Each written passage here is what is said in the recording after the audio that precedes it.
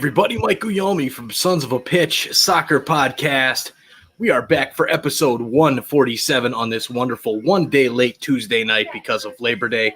Happy Labor Day to everybody out there. Hope you all had a wonderful, awesome, amazing extra day off, if you even had a day off at all. But either way, happy Labor Day out there. Happy Labor Day, Nick. How you doing tonight? Hey, Mike, happy Labor Day to you. It is a good evening. Enjoy the long weekend. You know, it hit me Friday. One of my coworkers was like, "Oh, I'll see you Tuesday." And I went, "Oh my gosh, it's a 3-day weekend." Like, it was so relaxing thinking I had to go to work on Monday. Took the kids out to a nature site, did a little hiking. It was a nice time, man. How about yourself? Nice. Yes, we had a great time. We went up to campground out in Michigan, just south of Detroit, just north of Toledo, Ohio. Had a wonderful trip, and unfortunately, it was a rough ending to that trip as we lost a member of our family, Josie, our bulldog, didn't make it back, and unfortunately, she left and crossed the Rainbow Bridge, and luckily it was quick. But that's, unfortunate, but it happened, and life goes on, and we love her and we miss her, and she's right out back with us. So sorry to hear about that, Mike, but hopefully we can take your mind off of things for a little bit here and talk a little MLS soccer, a little USMNT, and for all our viewers and listeners, if you want to join our conversation, follow us along on Twitter at SOP Soccer, on Facebook at Sons of a Pitch Soccer, and you can even email us, podcast at sonsofapitchsoccer.com. Also, please leave us a review on whatever podcasting platform that you're listening to. Leave us a review. Let us know how we're doing. What do you want to hear? How can we improve on the show? And, it's funny, Mike, I've seen the latest numbers. We're hovering like right around like the 200th highest ranked soccer podcast on iTunes right now. So with a few more reviews, a few more clicks, subscriptions, I mean, we could solidly be a top 200 American soccer podcast, or just any soccer podcast on iTunes for that matter. So spread the word, fans, spread the word, listeners. We're moving on up. Absolutely. That we're getting there. It's been slow, but we're getting better, and hopefully in no time we'll be towards the top 100. That's what I'm thinking. So let's not delay any further, Mike. Let's dive right into some of the MLS talk. And, as I was saying, join the conversation, listeners. We got a question today that we're going to kick the show off with from one of our regulars here, Ray Orozco. So, Ray, thank you for writing in and asking this question about Pity Martinez and kind of how transfer fees and everything's work within MLS. So let me set up a little background here so everyone is caught up. So we're all playing on the same pitch here. So Pity Martinez was recently sold to Saudi Arabian club Al Nasser FC for a reported $18 million.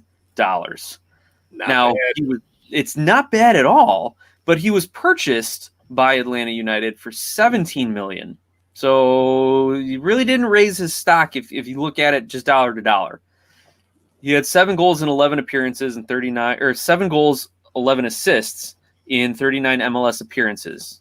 Wasn't quite Miguel Almiron like they wanted him to be, but he still fetched an $18 million price tag, and he's only 27 years old. So right in the prime of his career right now. So Ray Orozco asks, when it comes to the overall player cost, how does one measure this?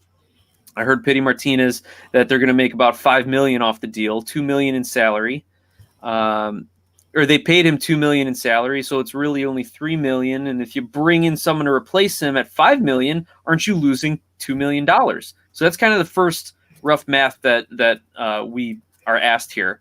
Then also kind of talking about how much of a dumpster fire Atlanta's been. Tata Martino was worth a lot more than a lot of people thought, and they probably should have done more to hold on to him, though. I mean, if Mexico says, "Come be our head coach," I don't know how any MLS team is going to hold on to their head coach. Right. But to wrap it up, yes, are we going to start losing our highest profile players, especially our high profile Latin players that MLS clubs have paid good money to get? We're going to start losing them to just like a Saudi Arabian club who can just fork over the dough because they've just got that oil money pouring in over there, or maybe some Premier League team who can take a flyer on a player for $8 million or something like that. So a lot to dissect out of there, Mike. So how do you break down kind of the numbers? Is Atlanta making money, losing money? And then what do you think of the overall impact that this deal is going to have on future transfers? Well, overall, they're making money. If you buy a guy for X amount of dollars and you sell him for X amount of million plus, if it's reported 18, maybe, and it was about 17, they're making a little bit of money. Either way, they've moved on. It was, I believe he was signed before Frank DeBoer even got hired. So this is now you're done with you're gone. The coach that signed him is gone. The coach that had him and kind of ruined him, in my opinion. I thought he probably had the potential to be one of the best players in MLS. He was South American Player of the Year, right? Right, exactly. He was my pick to be the MLS MVP this season. And God, he showed glimpses of that at times. But you got a guy who's unhappy there. He's not playing in the right system. It's not working out for him. You got an opportunity to sell him and really break even and make a couple bucks. You do it. So that's I think the main thing from Atlanta's perspective. They got this opportunity. The player obviously was not happy there. So look at Toronto FC. When they sold Javinko to Saudi Arabia, that was you got an opportunity to make a couple bucks off a guy that you weren't going to make. You weren't getting any offers from a higher level team. So overall, I think it's a good move for Atlanta as Alicia Rossi jumps on and says hi from New York Red Bulls fan. Alicia, thanks for joining us. Appreciate you jumping on tonight. Hope you had a great Labor Day. But overall, he didn't do horribly while he was here. I mean, those numbers, 7 goals, 11 assists, isn't bad. I mean, it's not horrid. But when you have the expectations that you have for to replace Miguel Almiron, the Atlanta fans aren't going to be happy, especially when the team's not doing well. If they were still, winning everything and winning all the time and he wasn't playing that great, everything would be overlooked and would be fine, but they weren't. So that's, for me, I think Atlanta did the right thing and take that money and go sign somebody. They're saying they want to do it in this transfer window. I don't know if that's the answer. I really don't. Maybe just take a minute, step back, get the coach in place. The interim coach isn't looking too hot right now. He's had a lot of, he's making Barco look like he's kind of pissed off every time he gets substituted off. I don't know. You're not in Atlanta 2 anymore, are you? Right. Exactly. Yeah, I'm with you, Mike. Atlanta had to sell him. They weren't doing anything with him. He wasn't doing anything for them.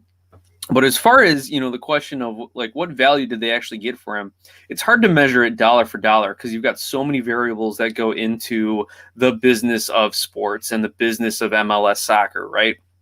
Right. So you got 2 years of starts for him. So, I mean, think about like miles on your car, right? Like if I buy a brand new car for $20,000 and I turn around and sell it for 18, people are going to say, didn't you lose 2? Well, no, I had how many miles of use out of that vehicle. So they got 2 good years out of him as far as at least eating up minutes. Maybe not the production, right. Obviously not the production, but you got that. They did win the U.S. Open Cup in 2019 with him, so they got a little bit of that purse money that he helped contribute to.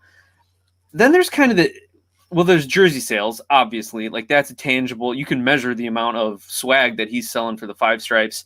But then there's the intangibles, right?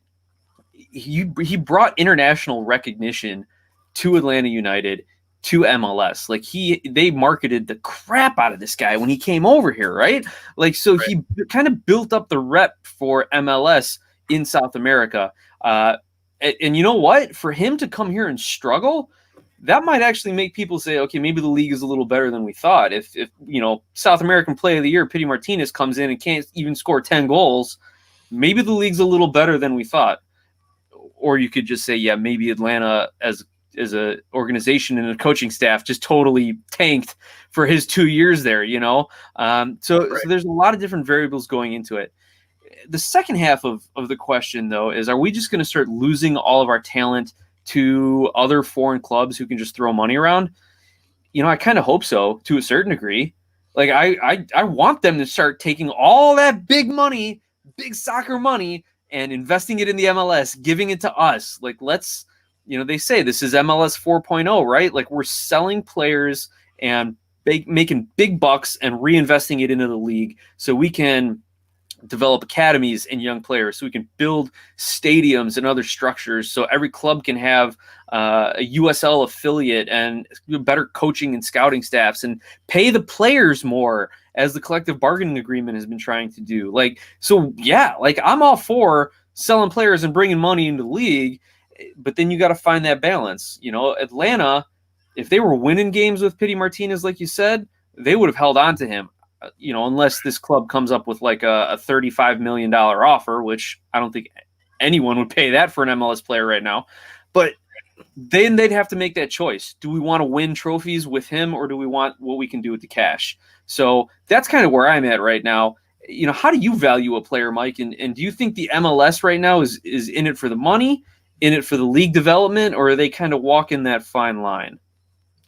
Well, I think it's a fine line. They're not quite a selling league right now. You can't be when you're buying guys. But I think that's the next step in the growth, is to be a selling league, right? Mm-hmm. In order to start growing as a league, you need to start selling these guys and making a big profit. And now that didn't quite happen in the case of Pity Martinez, but that's kind of the next step in the evolution. The English Premier League didn't get to where it was by not selling anybody. You can't just have the aspect of, hey, we're going to go pay $10 million for a guy and then not really get anything back out of that investment all the time. You see these guys, Chelsea and some of these clubs, they're selling some of their younger players for millions of dollars. They sell some of their star players. A star player comes in for 10, 20 million. They, all of a sudden they turn into a 50 million guy and then they sell them. So the money has to come in. And that's from the selling standpoint. So I think it's just part of the growth of the league. And that's what I would, I'm hoping it continues so that MLS can continue to grow and get bigger and bigger on the world stage. No doubt. You sell maybe 2 or 3, 4 or 5 of your academy products, for roughly $1 million, then you can go buy a $5 million player. Like that. I mean, that's kind of the rough math, I'd say. So absolutely. I think this was a great move for Atlanta to bring Pity Martinez in, and I think it was a great move to sell him while they could still play up his potential and make a good return on that sale. So let's move on to some MLS headlines, and there's a lot that has happened over the last week. My phone was going off today, getting notifications from the league, and from other things going around social media. Like even up to 20 minutes before the show, we got an update on Sebastian Blanco. But we'll get there. We're going to start with his Timbers teammate, Diego Valeri, who joined some elite company. And by elite, we mean the cream of the crop of MLS history. Diego Valeri has joined the 80-80 club. 80 goals, 80 assists in his MLS career. Only the third player to do so.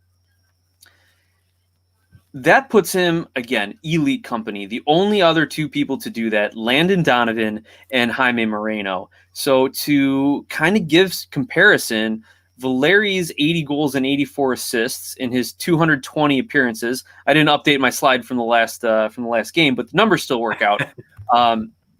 He averaged about 0.74, I'll call it points, per appearance, right? Donovan, on the other hand, with his 145 goals, 126 assists over 340 appearances, averaged about 0.82 points per appearance, whereas Jaime Moreno was averaging about 0.69 per appearance. And oddly enough, Jaime Moreno and Landon Donovan both had 340 appearances. Go figure that. But Diego Valeri then, so he has, that's 3 of every 4 games he's getting on the stat sheet. That's phenomenal for a player of any league and of any skill level to do. And on top of it, he adds to his resume 4-time MLS All-Star, 3-time MLS Best 11, and the 2015 MLS Cup. And you think he's going to get another 100-some appearances, Mike, like Donovan and Jaime Moreno did? Probably not. But the fact that he hit the 80-80 club in only 220 games speaks volumes. Just for a point of comparison, Chris Wondolowski, 161 goals, 41 assists, and 365 appearances. That's only 0.55 points per appearance. So I'd rather have Diego Valeri than Wondolowski. But what do you think about this accomplishment, Mike? Where does this place Diego Valeri in like the pantheon of all-time great MLS players? And is he the greatest MLS Portland player ever? Like where do we put him? Where do you rank him? Yeah, for me, for Portland in MLS, absolutely. We've all talked about how important Diego Chara is to that club, but Diego Valeri is the king timber now and probably for the foreseeable future. It's a great accomplishment, 80-80, and to only join two guys, and those guys that had way more. I mean, these are legends in MLS, Landon Donovan and Jaime Moreno. When you think MLS, you think about these two guys. So, for him to join that club and is pretty impressive. We all knew how impressive he was, but I don't think he's quite on the level when you talk to most people about about MLS players. Nobody says, "Oh yeah, Diego Valeri," like in the same sentence as Landon Donovan or Jaime Moreno. He's a great player. Will he get to that 340 appearance mark? Probably not. I think he'll probably, if I had to guess, maybe end up around like the 280 mark. I think he's got a couple more seasons left in him. Maybe another couple seasons with one of them being on the bench, coming off the bench. But he's definitely worth the accolades that he's gotten, and a great player, that's for sure. So that's my take on him. Definitely, absolutely. Fun to watch. Always has the ability to make a play, something out of nothing kind of guy. So that breaks it down. So fans, viewers, listeners, especially our Portland Timber fans, Rocky, I don't know if you're out there. Where do you rank Diego Valeri as far as like all-time great Timbers players, and where do you see him in the MLS pantheon? So we're going to stick with Valeri's teammate, Sebastian Blanco. Some bad news for Sebastian Blanco. For those of you who watched the Seattle Sounders Portland Timbers game the other night, in the first minute of the game, you see Blanco lunge for the ball around an opposing player, and I think he might have been João Plato, and he plants his knee, kind of twisted a little bit, and just goes down. Doesn't get up, doesn't try to put weight on it. Immediately is calling for the staff, tears on his face, doesn't move. Like, most guys are going to try to get back up. Maybe we can walk it off. How bad really is it? Nope. When he went down, he stayed down. He knew it was bad. You saw him wrestling up against the advertising boards with the medical staff with his face in his hands.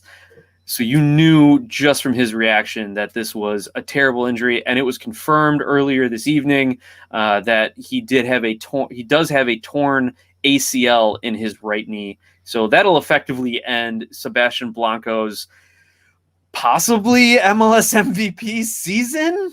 Like, this guy had 4 goals and 7 assists in the last 10 games, was already named the MVP of the MLS's back tournament. He has Portland sitting, let's see, where are they in the standings right now here, Mike? Portland is sitting 5th in the standing, tied on points with 2 other teams. He had them poised to really make a run and have a great season, and now he's done for the year. ACL injuries will take, in best case scenario, like 9 months or so. So, Mike, what does this mean for the Portland Timbers to lose a player of not only Sebastian Blanco's talent, but of his leadership and just kind of his charisma and energy on the field? It hurts. I mean, it's bad. It's not good for them. That roster relies heavily on Blanco in the midfield there with Valeri, and now he's out. That's really going to hurt the Timbers. I mean, they're a strong team, but they're not. To me, they're not one of the top teams in MLS if they're down a couple guys. And they won MLS's back tournament. Mm-hmm. That's a good thing, but it's not. Again, it's totally different from a regular season MLS Cup, all that kind of stuff. So it hurts a lot. I think it really hurts their chances to be successful. Are they still a playoff team? Yes, I think so. But a contender, I don't think so. Not without Blanco. So I kind of was tweeting out during the MLS's back tournament that the Timbers' depth has become something of a strength for them. So with Blanco out, I mean, you're going to see, hopefully they can get Jimmy Chara back to 100% health. So you're probably going to see him a lot more. Christian Paredes is going to play a lot more. Andy Polo is going to get a lot more minutes. Eric Williamson, who's really kind of made a name for himself this season, I think he started that game. You're going to see him get a lot more time. Your guy, Dyron Espria, right? He's going to probably get some spot starts here and there, even though he usually comes up better in the playoffs. But you're going to see them really use their depth. And, you know, we talked about it a little. Nobody wins a tournament with just your starting 11. So, you know, they've got some talented depth guys who can at least log quality minutes, right? Maybe they're not going to become MLS All-Stars, but they can give you quality minutes. And then you hope that your strikers and Valeri can do a little something. Maybe Jeff Clark gets hot. Oh, Rocky joins us on the feed. Thank you, Rocky. Great to hear from you, man. And for the update, Esprit is out.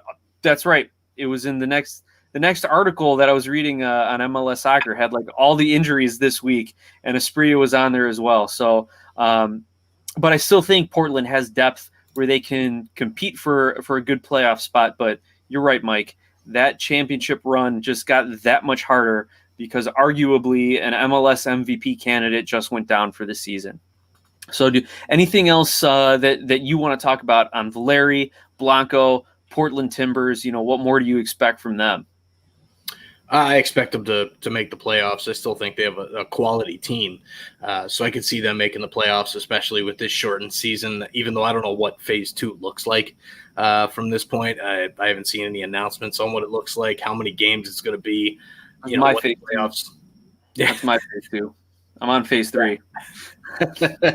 So, you know, I don't really know what to make of it other than from what I can see now. I think they'll make the playoffs, but it's going to be, you know, that's pretty much it. I don't see them going any further than that.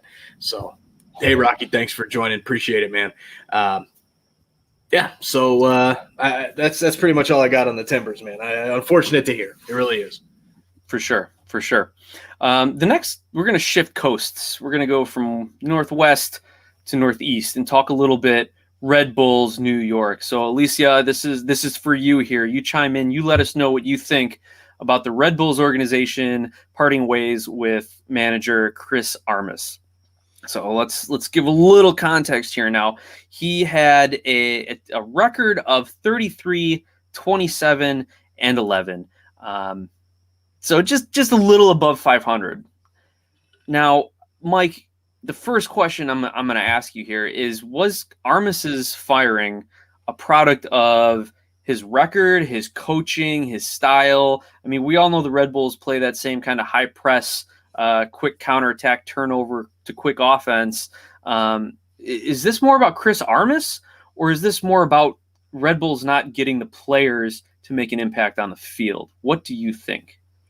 Well, I think it's a little bit of both. Without being in that front office, you know, you hear the conversations. But I could see Armas really he wasn't able to create the same type of magic that Jesse Marsch was, and some others before him were able to create with the type of crew that they had on their squad. So I think it really just came down to the results. I mean, it's not looking good right now for the Red Bulls. They're not playing well, and they haven't all year long, really. So I think, you know, even stretching down to Red Bulls 2, man. I mean, I've been trying to watch some of the Red Bulls 2 games for our buddy Joey Falla, who came on, who's been playing. And, you know, it's going rough for them, too. They're not winning a lot of games. So I think the organization as a whole is kind of in turmoil right now. And when the first team's not doing well, you know, that's and the second team, which they pride themselves so much in, I think that really it's the results is what got him to where it is, because he wasn't able to produce. But again, you kind of feel bad for the guy because he really didn't have a lot to work with. I mean, you got Kaku, you know, and what else? Aaron Long, but you know that's not a DP level player. He's hurt too. He's hurt, you know. So there's all these injuries and all this, and honestly, with the way this season is and how choppy it's been with, you know, starting and then stopping for 4 months and then coming back to this weird tournament in Orlando and then stopping and then going into this play, and then you don't even know what's coming next at this point, and you're only a week and a half, 2 weeks away from that. And then, you know, there's just been so much this season is a wash. Honestly, in the whole grand scheme of things, when we look back at it, nobody's going to be like, man, that team that, if it's Philadelphia Union wins MLS Cup, dude, that Union team was one of the best teams in MLS history. Never going to happen, right? It doesn't matter if a team wins out the rest of the year. They're not going to be in that conversation because the season's been so screwed up. So, you kind of feel for the guy, but apparently the Red Bulls felt they had to make the move, and they did. So, what are your thoughts? I lean more. Look, I like Chris Armas. I loved him. Loved watching him play for the USMNT. Loved him when he was in Chicago. And speaking of Chicago, CJ Brown, who played with him in the Fire, one of his assistant coaches at Red Bulls, also has departed. That was what the article said. CJ Brown has departed, so it doesn't know if they let him go or if it was mutual or whatever the case may be. But I think you got to put a lot of the blame on the organization. I don't know how much input Chris Armas had on player development and player acquisition, but I'm looking at the roster here. If you're going to be relying on guys like Daniel Royer and Mark Rutkowski, if those are going to be your guys to really light up the score sheet, people were going nuts when Florian Valot had a couple goals, and they're like, finally, the guy that we signed, their roster has a lot of deep cuts for MLS fans here, right? No big MLS stars. You said Kaku, of course, he's the guy, but he can't do it himself, right? You still got to put out a full team. That's why they give you 3 DPs. That's why they give you the international spots. And then you would hope Matthias Jorgensen, one of their international strikers, would have been able to step up and maybe make some plays. You got Tom Barlow, who's kind of been around the league a little bit. You thought maybe you'd get more from him. Christian Caceres, another international spot. But these aren't guys who are going to be making MLS All-Star games. These aren't guys who the Red Bulls thought they're going to be able to flip and sell to big European clubs for a few $1 million or, something around the $9, $10, $12 million range. And I think that's hurt them because you looked at it, Aaron Long was poised to make a move to England. I think in the championship, there are a couple teams looking at him. And I think Red Bulls kind of drove a hard bargain and overvalued him. So nobody wants to negotiate with them anymore. So that I think that's hurting their investment. And you know what? Maybe the whole pipeline, this is the greatest development academy in MLS is starting to dry up a little bit.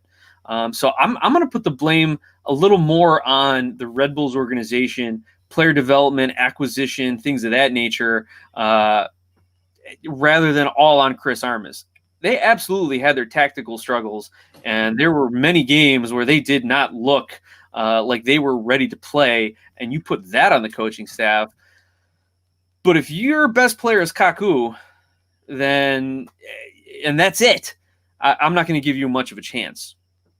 To just add a little final note on the head coaching change there in New York, there have been 11 head coaching changes in the MLS since 2019.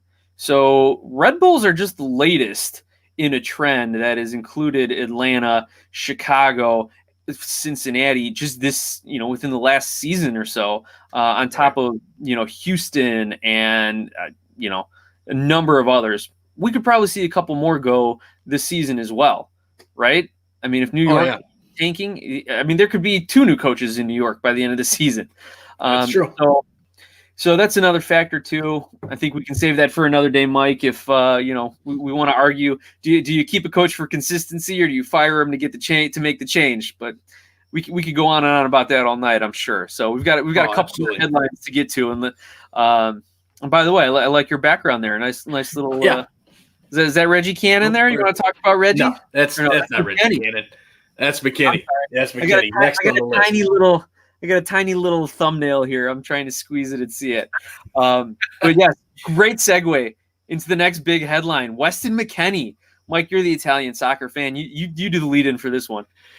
Yeah, so McKennie signs with Italian giants and really world football giants, Juventus. There was a lot of talk with him when he was at Schalke at the end of the year, a lot of talk with, him moving probably to the Premier League. That didn't pan out, but he goes to Juve to go play with Cristiano Ronaldo.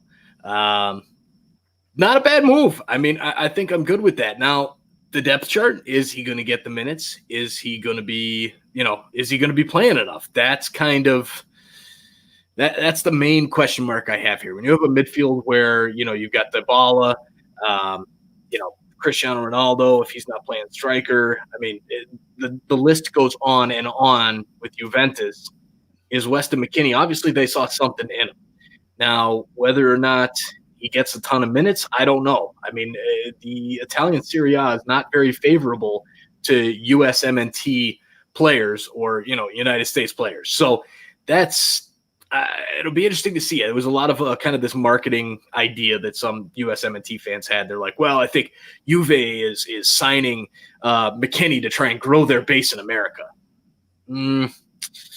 No, I mean, maybe if it was Pulisic, maybe, because it's a more well-known name. I mean, McKennie's not, not everybody knows about him. Your diehards do. We do. But, he's not a household name like Pulisic is, at least as a household name can get in United States soccer. Sure. So that's stupid. That whole idea is ridiculous. Yeah. But, I hope it works out well for him. I hope he gets the time. I think that's what's needed. If he gets the time, especially he can easily hold his own against teams like, half the table easily. I mean, if not 3/4 of the table. The only one that he might have a little bit of trouble with is, your Inter Milans, AC Milans, Romas. But other than that, even then, he should be fine. Your favorite Italian team, Napoli, right? Yeah, Napoli was. There was another team that came in and did well. I forget who it was last season, but either way, that's how much I follow Serie A nowadays. But he's not on Inter, so to hell with it. There you go. I totally agree with you. This isn't a marketing ploy. I mean, they're going to feel the effects of some extra attention in jersey sales and stuff like that in the United States. And I think you're underselling McKennie's popularity and notability on the U.S. level, Mike, but definitely not a marketing thing. A team like Juventus, they don't need to sign guys to market to new areas. I agree with you. That's ridiculous. But I think it's just a great financial move on top of a great player development move too, right? Like McKennie's how old? 22, 23? I think he just turned 22. So if they can lock this guy up for the next 8 years of his career, that's amazing, right? Like they're going to get great value for a player like this. I doubt he's ever going to get to, a Cristiano Ronaldo level where they're going to have to pay him some exorbitant amount of money. So you develop him, you play him, you make him a part of your club and your culture, and you've got a starter for potentially, 6 to 8 years. That's an amazing value move for Juventus. Now, looking at the specific numbers of the deal, Juve is going to pay Schalke $5.3 million and will loan McKennie. Or I'm sorry, let me just read my notes here instead of trying to add the commentary. Juve will pay Schalke $5.3 million to loan McKennie through the 2021 season, whereupon it can buy him outright for $22 million with another potential $8.3 million in add-on bonuses. So they're getting a guy who's going to be competing for a starting spot, who will get minutes, and they're going to get him for $27 million over probably like a 4-year deal or something like that. Like that's phenomenal value, even if they pay him the bonuses. And you're talking about minutes, Mike. One of their outgoing midfielders, Blaise Matuidi, 32-year-old who just signed with Miami of the MLS. Right. McKennie is going to take his roster spot no problem and definitely compete for minutes there.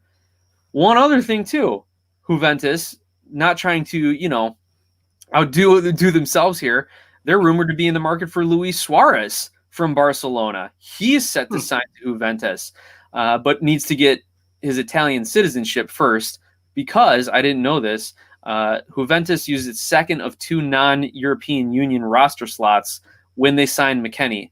So to me, that just means Juventus would rather have signed Weston McKennie than Luis Suarez. And I think that speaks volumes for what our American players are doing overseas and for the kind of person that Weston McKennie is. That Juve is like, I know, we'll get him over Suarez. Okay, I get it. That's not really it. It's the fact that they can get Suarez on an Italian citizenship. I get it. But still, they signed him first. They signed McKennie over Suarez.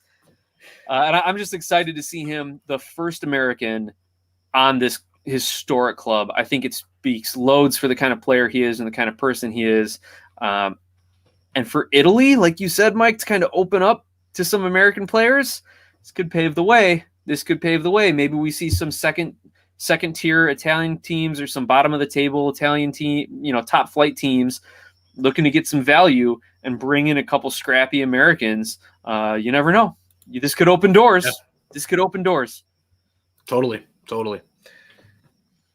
Real quick, I just want to do a quick hot minute here to talk Chicago Fire, and I want to take this opportunity too. We're going to go in and talk to our sponsors about our sponsors in a minute. If any corporation or individual is looking to sponsor, especially those in the Chicago area, just like we are, we would love to have you sponsor the Hot Minute segment about all things Chicago Fire. And quickly, Mike, the Chicago Fire, they didn't have much news over the last week. They had some poor results. They are now the second worst team in MLS, just above Inter Miami, just below FC Cincinnati. So they're in pretty poor company down there at the bottom of the Eastern Conference and the bottom of the league table. They've had inconsistent play and inconsistent results, flashes of good play from some individuals, but where they're sitting right now, 8 points in 10 games, 0.8 points per game. They have to triple that output if they want to be considered a contender in the league, and they're going to have to, at the very least, double that output to be a playoff team. So, Mike, do you think Chicago can make the playoffs from where they are right now? No, I don't.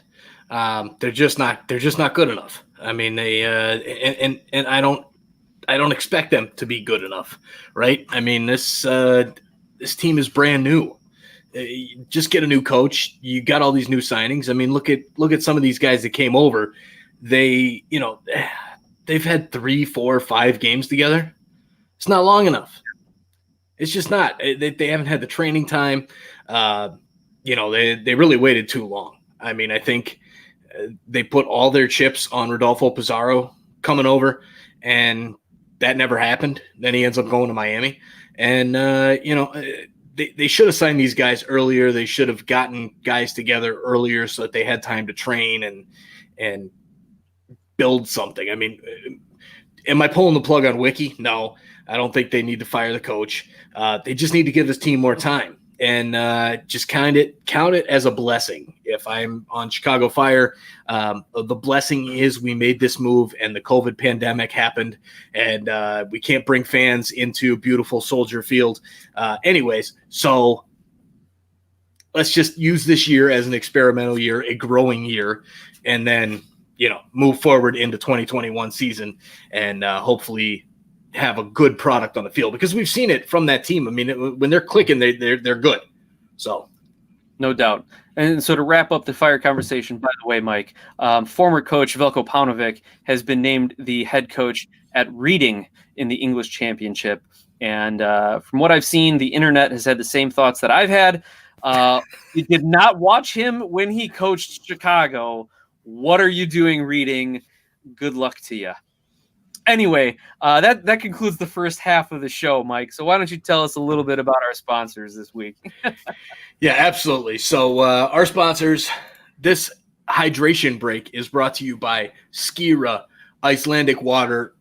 Halftime break, hydration break, sponsor break, whatever you want to call it. Go find Skira Icelandic Water at your local 7-Eleven and help support a business that supports us here at Sons of a Pitch Soccer Podcast financially, and helps us continue to grow as now with these this wonderful streaming setup that we have now through StreamYard.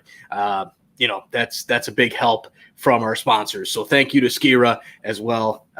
We have our other sponsors.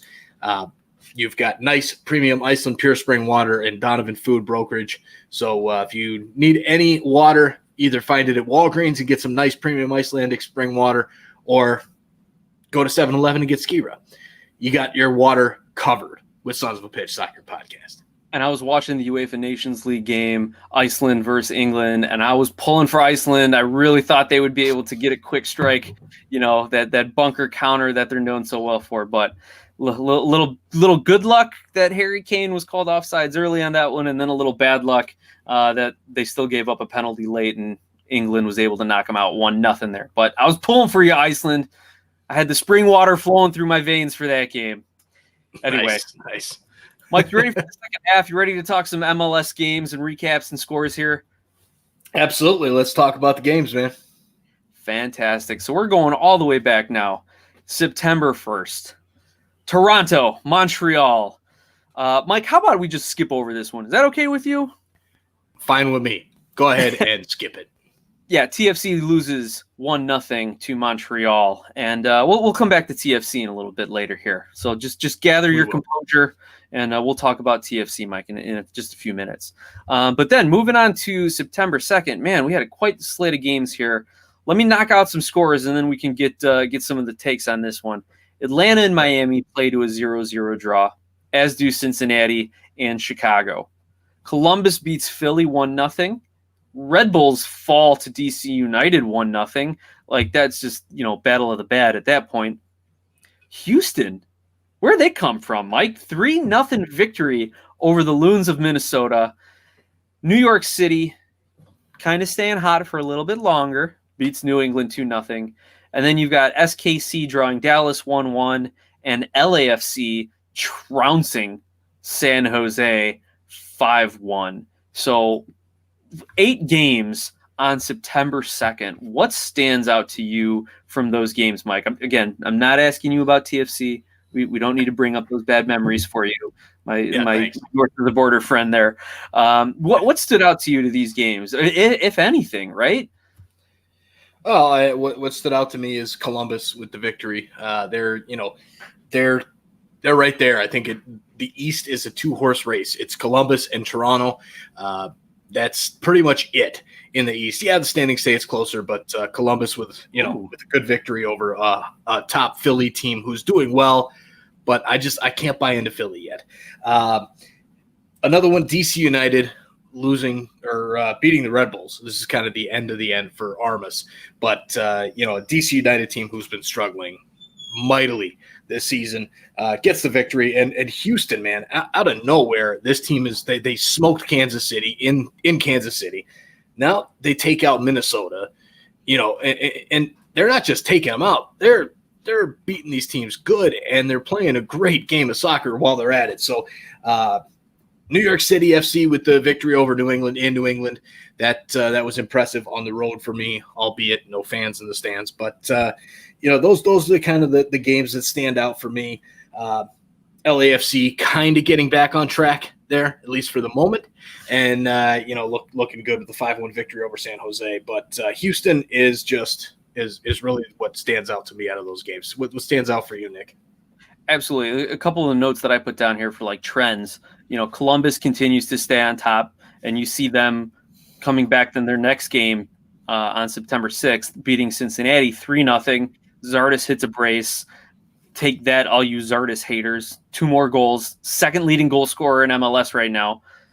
But really what's impressive about Zardes is his off the ball movement within the 18 that was really demonstrated on one of those goals where he moves away from the pass, away from his teammate with the ball, draws the defender out of position, and then cuts right back in front of the defender for the tap in near post. Excellent movement by Zardes, something you hope to see a lot more on an international level. So Columbus staying at the top. Mike, now let's talk about TFC. They've dropped, 2 straight now? Losing to Montreal 1-0 and then losing to Vancouver in a nail-biter 3-2. You thought they had the Can Champ wrapped up. You thought they'd be champion of Canada and getting ready for their Canadian Premier League matchup to advance to the CCL rounds. But what's going on in Toronto, Mike? Tell us a little bit. What's happening with their players here? They've been struggling on offense. The defense has been lax at times. Like, what's going on? Yeah, I mean, I don't know. I really don't know what's going on. When they play, and when they're not playing, they suck. And they kind of switch. They just switch on and off too much. I think that's the problem. If this team came out and played every game like that 2017 season, this team, they remember that entire team led by Captain Michael Bradley, who at that time was a captain. Right now, I don't see him being a captain. Right now, he's just not leading that squad. He needs to kick his friend Josie in the ass and say, "Come on, buddy, wake up." There's and some of this other stuff. They play these games if they played the same way they did in 2017, where this team was like, all right, they remember that bitter taste in their mouth walking on the field when they lost 2016 MLS Cup, and they came out every game like it was MLS Cup final. And right now, you're not seeing that. When this team comes out and plays like they want to play, they dominate. When they come out and they're like, I don't really feel like playing tonight, or this team's crap, we could beat them, or whatever it is, the mindset that's going on right now, they play like shit. So I don't know. They played like garbage against Montreal in that game that we talked about. They played okay in the game against Vancouver, but they need to pull it together. They really have. It's more mental to me for TFC than anything else, and I think that kind of falls on Greg Vanney at the moment. I was just going to ask, should the club consider a coaching change? No, not a coaching change. Not a coaching change. They just need to. They just need a good ass kicking, really. All right, sounds good. Well, let's recap then some of the games from the second half of last week's schedule real quick here. Starting September 5th, Houston beats Sporting Kansas City 2-1. Orlando and Atlanta played to a 1-1 draw. Vancouver TFC 3-2. San Jose and Colorado draw 1-1. DC United and New York City draw 0-0. Sorry, fans, no goals for you there. The Red Bulls then lose to Philly 3-0. And New England beats Chicago 2-1. I'd love to see New England and Chicago really get into some more heated games and kind of revive like an old rivalry that the Revolution and the Fire used to have. I'd like to see that a little bit more personally, as a guy who went to a few Chicago New England games, as someone who kind of followed both teams early on in the MLS. I think that'd be fun to see.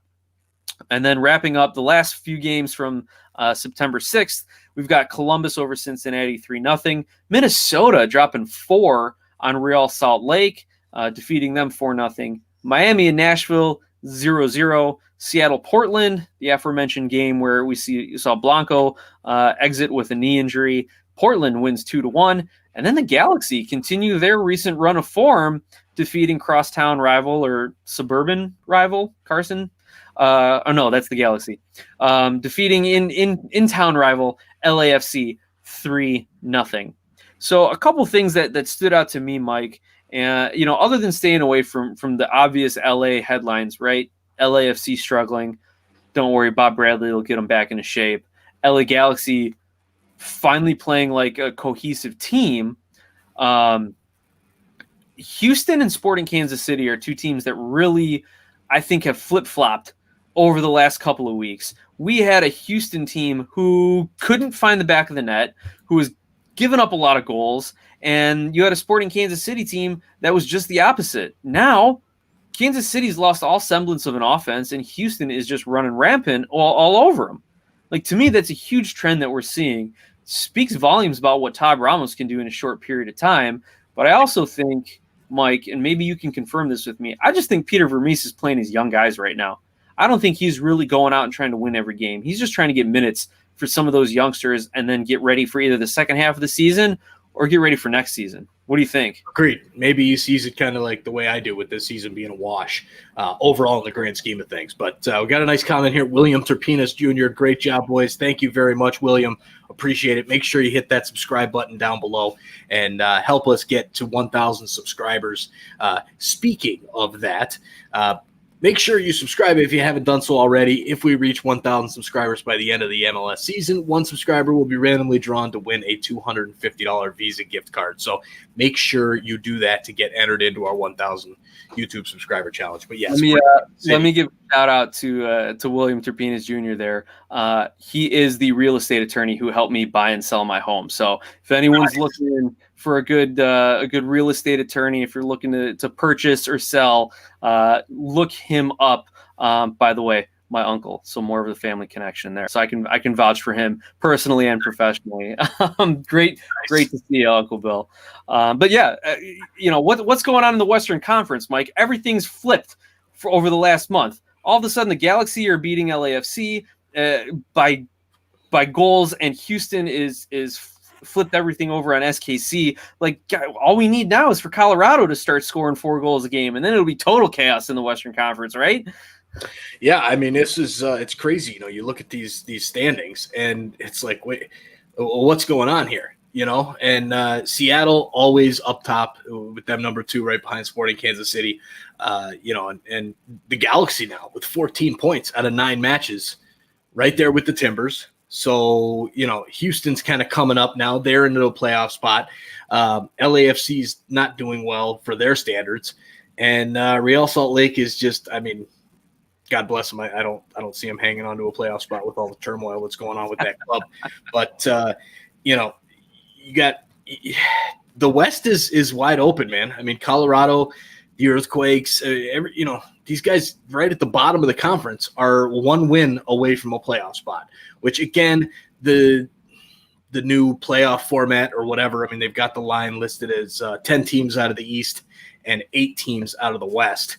So right. I'm not sure why those lines are there. I got to look up more of the. I think it's 8 and 8, and then the next 2 best teams. Okay, I got you.